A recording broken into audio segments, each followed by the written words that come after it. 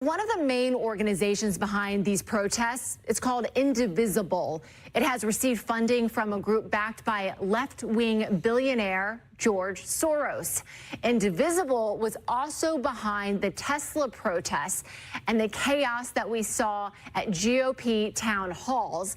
And every one of those businesses is a family, is a face, is a person who is now struggling and has no way to support their family. That's who I want to see in this hearing. I want America to see the faces of these people whose lives have been destroyed by this violence. Yeah, it's so true. They represent everybody, right? Speaker Gingrich, I know you have a final thought for us.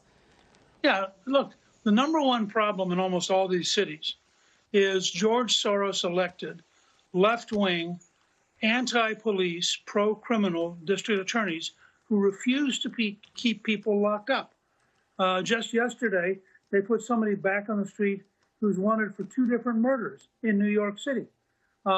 You cannot solve this problem, and both Harris and Biden have talked very proudly about what they call progressive district attorneys. Progressive district attorneys are anti-police, pro-criminal, and overwhelmingly elected with George Soros' money, and they're a major cause of the violence we're seeing because they keep putting the violent criminals back on the street.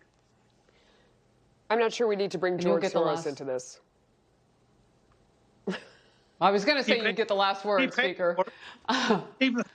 He paid for it.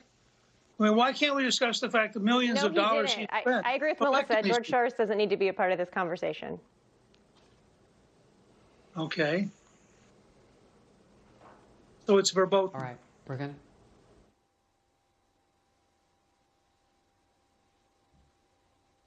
Okay, we're going to move on. A historic day at the White House. We covered it from stem to stern. For major change